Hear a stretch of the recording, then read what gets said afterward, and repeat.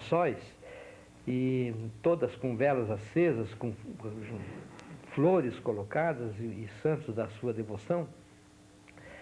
Aquilo era um acontecimento e a procissão fazia questão de andar devagar para que todos pudessem, os que participavam da procissão, pudessem presenciar os enfeites e as pessoas que estavam nas janelas pudessem fazer as suas orações e acompanhar a procissão de onde estavam. São José dos Campos sempre foi uma cidade de muita tradição religiosa. A missa de enterro, sexta-feira da Paixão, era um acontecimento que a cidade inteira estava nas ruas. Felizmente, naquela época não havia ladrões, que se ele quisesse saquear todas as casas, ele saquearia com uma facilidade incrível. Todo mundo estava nas ruas, todo mundo, todos de vela acesa, e era um sentimento religioso tão profundo que hoje, infelizmente, não existe mais. A gente acompanhava a procissão como se estivesse acompanhando o enterro de um parente recentemente morto. Era um sentimento diferente do de agora. Não sei se os tempos mudaram e eu estou atrasado, mas eu sinto falta daquela época. Havia muito mais humanidade, muito mais religiosidade, muito mais respeito. Hoje não se pensa muito. Naquela época você tinha tempo de pensar. São José dos Campos tinha tradições incríveis. Na Praça Afonso Pena, por exemplo, que todo mundo já sabe, que a gente passou grande parte da vida, que era ali o ginásio, era ali a escola normal, ali era colegial, ali a escola de comércio. Então ali era o centro de todos os estudantes, os jovens da época. E quando o esporte começou a ganhar corpo em São José dos Campos, o esporte de quadras, né? O esporte de salão, assim, por assim dizer, houve a necessidade de se construir uma quadra de basquete. E a quadra é construída onde hoje, ali na Câmara Municipal, ao lado tem um teatro. Ali ficava a quadra de basquete. Mas essa quadra era muito pequena e o prefeito da época, Jorge Zaru, resolveu fazer uma outra quadra no mesmo local, com mais recursos, com arquibancadas inclusive. Então ele fez provisoriamente uma quadra na Praça Afonso Pena, em frente à Câmara. Quando a máquina começou a passar por ali, foi uma surpresa para todo mundo. Lápides, mármores de túmulos antigos, ossos mesmo, foram removidos, foram revoltos com a máquina, e foi um espanto geral, porque muita gente, no meu tempo, não sabia que aquilo ali era um cemitério. Mas da minha mãe, meu pai, meus avós me contaram que aquilo antigamente era um cemitério. Que a entrada do cemitério daquela época era sabe o Largo São Miguel? Tem uma igrejinha? A entrada era por ali, no cemitério. A igrejinha era a capela de oração do cemitério. Mas no meu tempo de criança, como falei, a gente não tinha o que fazer. Então a gente andava muito, jogava futebol, corria, nadava. E o nosso campo de futebol na cidade é ali na praça do Jardim do Sapo. Ali o Jardim do Sapo, antigamente chamava-se Largo do Valeriano. Não sei, deve ser nome em razão do nome de algum proprietário da região, mas é Largo do Valeriano. Depois tornou-se Jardim do Sapo, porque fizeram o jardim, no meio do jardim colocaram águas em movimento e elas saíam da boca dos sapos.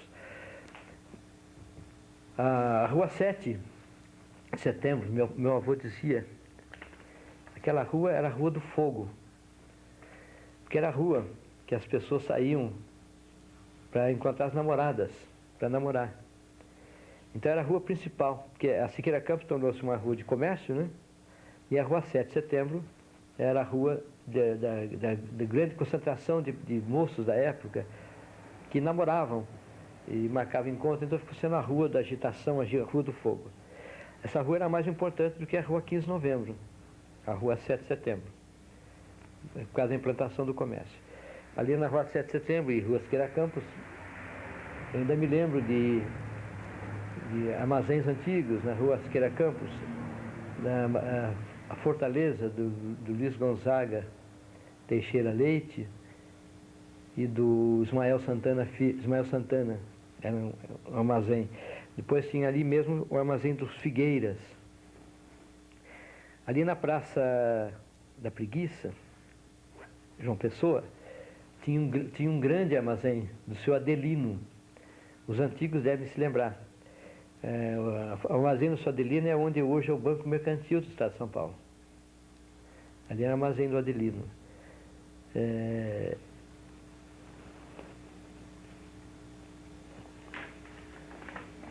Na Rua 7 mesmo tinha o armazém dos Friges, né? Do Bioró e da família Frige. A Rua 7 de Setembro era a rua mais agitada de São José dos Campos, a rua de maior valor. E eu me lembro com clareza tão grande, talvez eu possa falhar uns 10 ou 15%, mas eu me lembro de todas as pessoas que moraram nesta rua, desde a Rua Siqueira Campos até a Jardim da Preguiça. Porque eu morei na Rua 7 muito tempo. Eu morei no Lago da Matriz. No Lago da Matriz, a propriedade era de tão pouco valor São José dos Campos, que a casa que eu morava, o terreno ia do Lago da Matriz até a Avenida Sebastião Galberto. Era uma imensidão de terreno. E lá no fundo, antes de chegar na Sebastião Galberto, em razão da depressão, havia um grande lago. Um grande lago ali, de represa, de água represada. E a gente, às vezes, nadava ali perigosamente.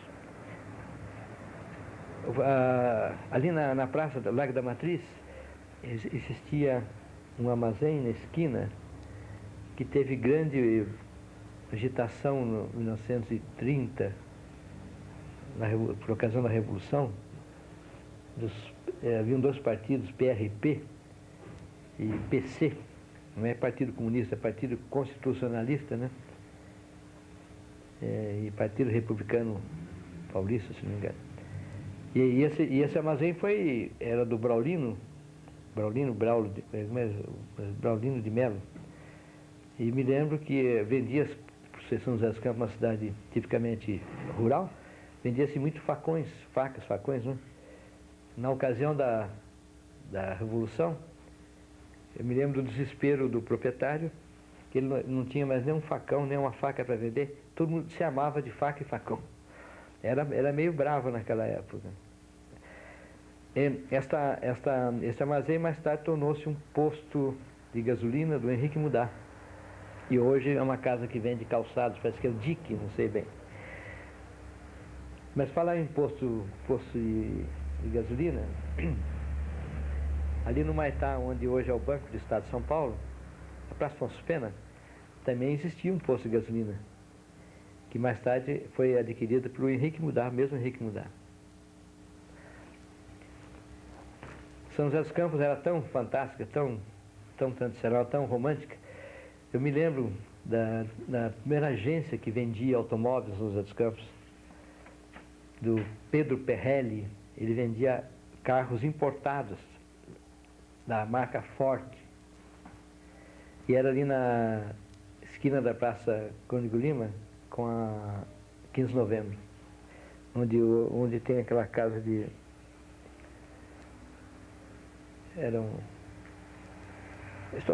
vendiam rifas aí do Esporte São José.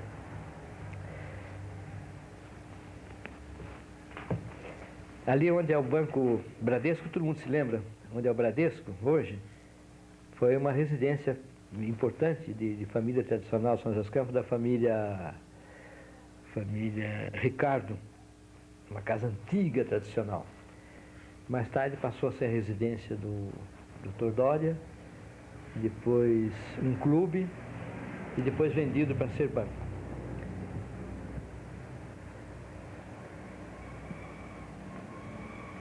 São José dos Campos tinha as características da época da minha mocidade. A Rua 15 de Novembro, por exemplo, era a rua do vai e vem. Era um vai e vem porque você ia da Praça Afonso Pena até o Lago da Matriz, você ia e voltava, ia para um lado e voltava para o outro. E é ali que a gente ficava, a expressão que não se usava na época, mas ficava paquerando as meninas. O encontro era constante dos jovens da época. Essa tradição desapareceu com o prefeito Sobral. Não sei se ele fez bem ou fez mal, mas era uma tradição que não existe mais. Muitas cidades do interior, como Tatuí, ainda preserva esse costume que eu acho tão interessante. Eu me lembro tão claramente dos pontos de automóveis de São José dos Campos. Tinha o ponto São Remo, em razão do Hotel São Remo, que tinha o ponto da Matriz, cada igreja matriz, tem um ponto Rio Branco. Esse ponto Rio Branco era por causa de um hotel. Um hotel era, na época, o único hotel de pessoas não doentes. Então, parentes que vinham visitar doentes, né, ou amigos, ficavam hospedados no Hotel Rio Branco. Para se entrar no hotel, para se hospedar, você tinha que ser examinado por um médico indicado pelo hotel. Só entrava se não fosse portador da doença. Então, nesse hotel, era o ponto de encontro da tradição e da arte de São José dos Campos. Para o hotel, tinha um pequeno salão, me lembro, na parte baixa, na parte térrea, tinha um pequeno palco. Ali, grandes músicos da época e grandes mágicos. Eu me lembro até de um mágico, não me lembro o nome dele, mas o nome dele era italiano. Esse mágico era excepcional. E ele fez desaparecer coisas na vista de todo mundo. Dizia até que ele tinha a capacidade de, não sei se isso é possível, de coletivamente hipnotizar as pessoas, ou convencer coletivamente as pessoas, de tal forma que ninguém conseguia ver detalhes. Ele mandava assim, sem preparação, que várias pessoas escolhessem letras e números. Depois ele pedia um rolo de papel higiênico e mandou que eu segurasse. Eu fiquei segurando o papel higiênico. E eu fui no palco, era criança na época, devia ter, quantos anos? Devia ter uns 4, 5 anos, 6 anos, se tanto. E eu era a pessoa encarregada de abrir o rolo. Então, todas as letras colocadas por todas aquelas pessoas, que tinham sido colocadas no papel que ficou na frente, e os números escolhidos, alhudes, né? Todos estavam realmente no rolo de papel. Então, é uma coisa que a gente não sabe se as pessoas foram induzidas a escrever o que escreveram, ou se havia uma grande capacidade telepática do mágico da época. Só sei que foram coisas que marcaram muito São José dos Campos. Malabaristas também faziam exibições ali. E São José dos Campos tinha essa característica de cidade incrivelmente provinciana, quieta, pacata, sem vícios, uma cidade sem problemas. Não tinha São José dos Campos vagabundos, doentes, pedintes, não havia. Nem os doentes que vinham para cá sem recursos, nem esses doentes ficavam abandonados, porque havia a Associação de Proteção e Combate à Tuberculose, uma associação fundada em São José dos Campos, pelo Dr. Nelson Dávila, pelo Dr. Ivan de Souza Lopes, dois grandes fisiólogos. Eles fundaram essa organização que acolhiam as pessoas pobres, bastante pobres, senão morreriam fatalmente na rua. São José dos Campos, como falei, no inverno aqui matava. Aqui matava no inverno. Se você não tivesse protegido, se morria. Era um frio de 4, 5 graus. Aqui em São José, há muito tempo, eu era bem pequeno, e meu pai contava essa história, que é quase uma lenda, é de que no Rio do Peixe havia grande quantidade de pepitas de ouro. E chegou até a haver uma grande corrida para a exploração deste fato. E eu me lembro que os meus avós contavam com entusiasmo que realmente muitas pessoas haviam encontrado pepitas de ouro, pedacinhos de fagulhas de ouro no leito do Rio do Peixe. E esse bairro ficou muito conhecido e desenvolveu-se muito. Esse Rio do Peixe, se não me falha a memória, é próximo ao grande bairro do Jaguari, aqui em São José dos Campos. O bairro do Jaguari, próximo do Rio do Peixe, é um dos bairros mais movimentados de São José dos Campos. Terra de melhor qualidade, talvez, aqui de São José dos Campos. E por isso mesmo, a concorrência, a procura de melhores lugares lá provocou uma briga muito grande. Eu me lembro que eu andei folheando o processo de divisão judicial da Fazenda Jaguari, e isso parece-me que em 1916, não tenho muita certeza. E as famílias que eu me lembro que mais brigavam eram a família Cachuté, a família dos Bindo Guida, dos Maldonados e outros que não me ocorrem no momento. Essa fazenda ocasionou até mortes, e mortes violentas de famílias. O juiz designou um perito para fazer este levantamento e divisão das terras do Jaguari. E o engenheiro era um dos engenheiros parente dos Bonádios, Dr. Afonso Tosta. Ele até casou-se com uma Bonádio. Dr. Afonso Tosta fez o levantamento, foi o perito, mas para que pudesse exercer o seu trabalho, ele requisitou a polícia do Exército de Caçapava, tamanha violência que imperava na região. Todo o percurso que ele desenvolveu era acompanhado de um pelotão do Exército para garantir a sua sobrevivência. Importantes na época de São José Antiga, eram os escravos. Você conhecia o potencial financeiro de um fazendeiro através do número de escravos que tinha. As terras pouco valiam, as propriedades, as construções também pouco valiam os escravos.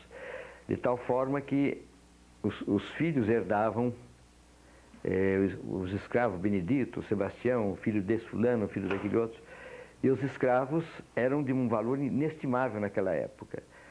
Acredito até que um fazendeiro um caso que eu pude presenciar, ele havia deixado 35 escravos para os filhos e deixou para a esposa somente a sede da fazenda. Ele tinha, esse fazendeiro, Sebastião Goulart, não sei do que, não me lembro. Ele tinha 30 filhos e deixou para cada filho mais de um escravo. Então foi uma fortuna incalculável que ele deixou. Isso somente como fato curioso. Eu tive a oportunidade de, ainda quando menino, de andar por toda essa região. Meu pai gostava muito de caçar, pescar, e a gente ia caçar veado nesta região. Era uma região que tinha uma quantidade muito grande desse tipo de animal. E os amigos do papai mesmo, me lembro quantas e quantas vezes descíamos no banhado para caçar marrecas, para caçar codornas. Era uma região de uma fauna muito, muito grande. Íamos também para o lado do Jaguari, lado do Pau de Saia, toda essa região rural de São José dos Campos tinha muitos animais. Quando demoliram a nossa igreja matriz antiga e edificaram a atual, essa que hoje está pintada de branco e azul, que são as cores de São José dos Campos, eu me lembro da demolição. Minha tia morava ali ao lado onde era a coletoria federal, E da casa da minha tia eu pude presenciar a demolição e a construção da nova igreja. A inauguração foi solene. Para a sua inauguração, eles contrataram uns artistas que andavam em arame, em fios de arame, e ele foi de um dos lados ali, próximo da Casa Confiança, foi num cabo estendido até a Torre da Matriz, e ele foi andando no arame até lá em cima.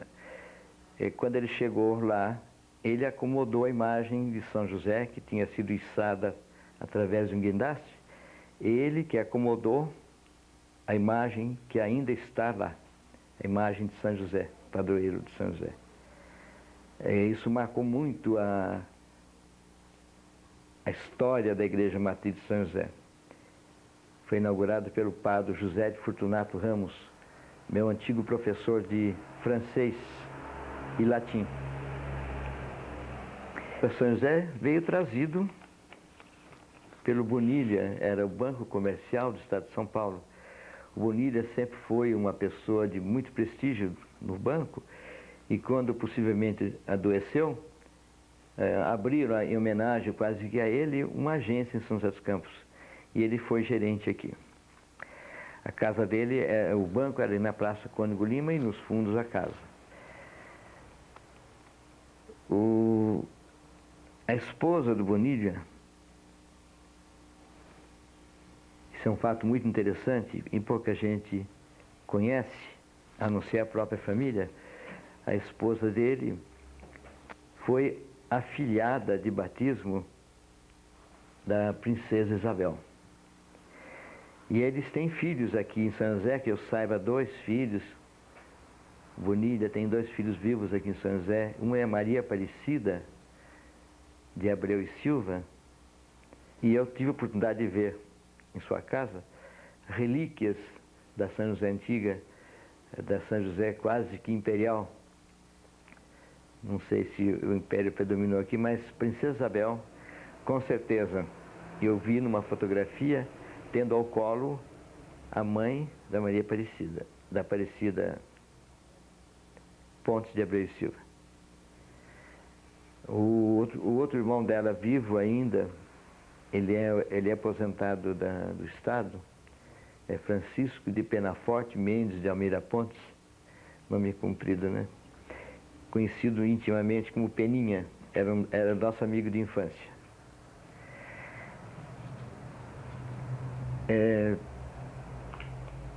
O seu Bonilha tinha coleções maravilhosas, não sei se ainda estão em poder da família, coleção de moedas, de selos, de relíquias, de medalhões incríveis, coisas que pouquíssima gente e museus mesmo possuíam ou possuem.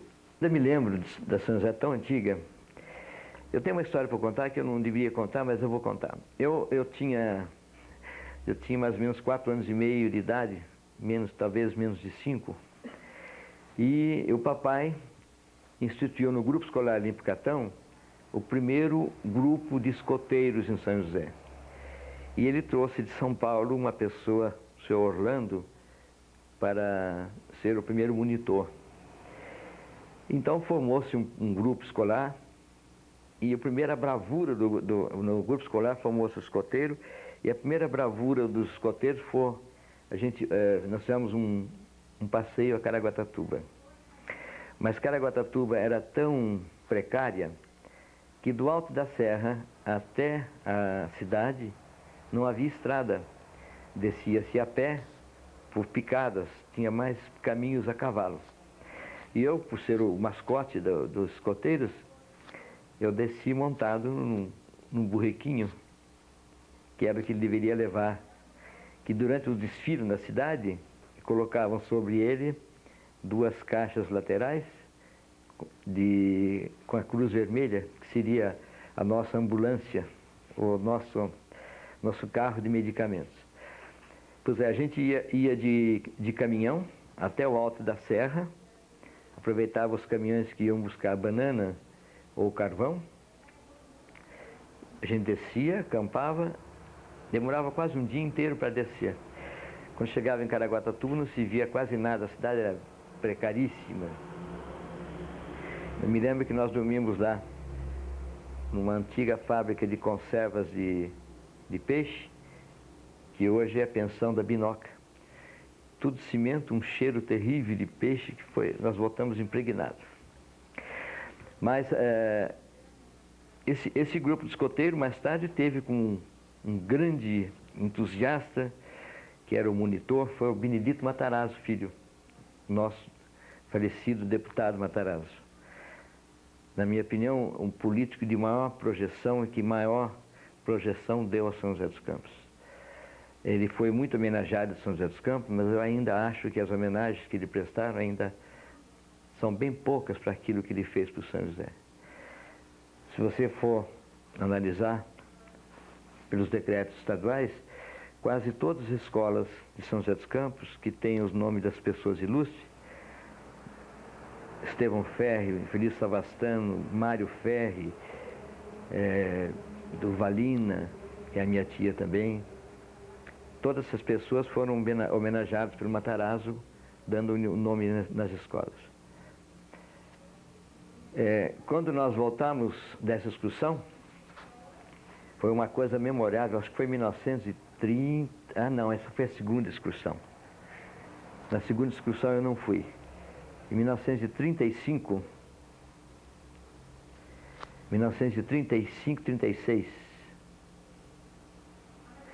Teve uma em 35, uma em 36 e teve uma em 38. Eu me lembro da Copa do Mundo, quando os escoteiros desfilaram na rua 7 de setembro. Eu me lembro que eu portava um periquito no dedo, mostrando para todo mundo que nunca tinha visto esse tipo de animal.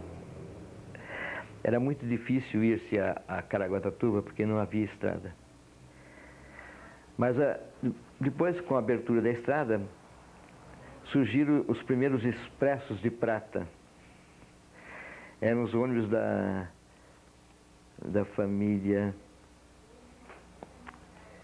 Nelson, eu não me lembro, pode ser que me lembre mais tarde, eu diga. A descida era terrível, porque a estrada mal cabia um carro. Se por coincidência dois carros estivessem na mesma estrada, fatalmente um acidente ocorreria. Para viajar-se daqui para São Paulo, existia uma empresa chamada Empresa Cabrilhana. Eram uns carros azuis. A gente saía de São José, o ponto é onde era a antiga PL1, hoje é o Banco Francês e Brasileiro. Debaixo da PL1, aquele prédio antigo, era a agência da Cabrilhana. A gente ia daqui para São Paulo, tinha que ir com lenço, com porta-pó, porque senão você chegava lá irreconhecível. A estrada era poeirenta toda a vida.